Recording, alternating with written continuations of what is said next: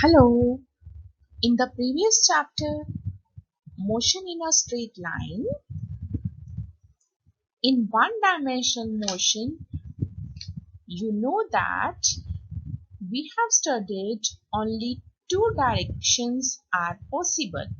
So, the directional aspect of the quantities like position, displacement, velocity, and acceleration can be taken care of by using positive and negative signs. But in case of motion in two dimensions, that means in plane, or in three dimensions means in space, an object can have a large number of directions. In order to deal with such situations effectively, we need to introduce the concept of new physical quantities called vectors, in which we take care of both magnitudes and directions. In physics, vectors play a very important role, not in class 11th, in class 12th, and later on also. A vector is a quantity that has two aspects.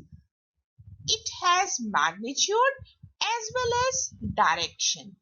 And in contrast, the quantity which has only magnitude is known as a scalar quantity. The quantities length, mass, volume, speed, etc.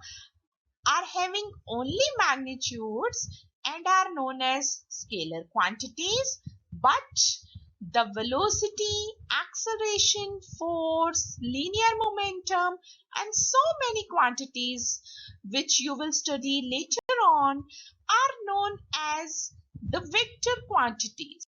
Here is the difference between the scalar quantities and vector quantities. First point and second, you already know, these are from the definitions.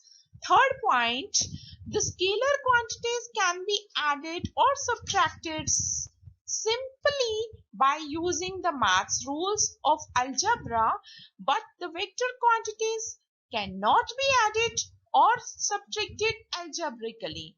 For this, we have to use vector algebra, which we will study later on. The fourth point, the scalar quantities, we just simply write by the letters. But for vector quantities, there are two methods to denote, whether we have to bold the letter or we have to write the simple letter and an arrowhead over that. Now, think for a moment and answer the question, time is a scalar quantity or a vector quantity? Time is a scalar quantity because you know that time always flows on and on. That means it flows from past to present, then present to future. Therefore, a direction can be assigned to time. Since the direction of time is unique, we can't reverse the direction, and that's why the time is a scalar quantity. Graphically, a vector is represented by an arrow defining the direction, and the length of the arrow gives us the magnitude of the vector quantity. If we denote one end of the arrow by origin O and tip of the arrow by Q, then the vector may be represented algebraically by OQ with a vector sign. This is simply, instead of OQ, can be represented by Q with an arrowhead or by bolding Q. and the magnitude of the vector is denoted by absolute value signs around the vector symbol. As shown, magnitude of vector q is equals to absolute values around the q. So always remember, all vectors have a head and a tail. Tail the starting point, and arrowhead denotes the direction in which that quantity is represented.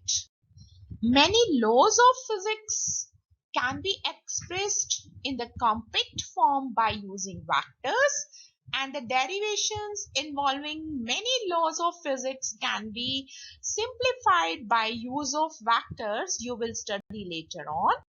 Now, let's understand the importance of vector by this example. Suppose that your teachers tell you that a bag of gold is located outside the classroom and you have to find it by displacing yourselves 20 meters. This statement may provide you enough information to create your interest, yet not enough to find out the bag of the gold. The displacement required to find the bag of gold has not been fully described because only the magnitude is given to you 20 meters. It's not said to you that in which direction you have to move. Instead of that, now suppose your teacher tells you that a bag of gold is located outside the classroom, and to find it, displace yourself from the center of the classroom door 20 meters in the direction 30 degrees to the west of north. Now this statement gives you the complete information that you have a distance of 20 meter, means the magnitude, and the direction 30 degree to the west of north. That means now you have both the magnitude as well as direction, and it is very easy to find that gold bag by knowing the direction also. So vector quantities are not fully described unless both the magnitude and the direction are listed. Thank you.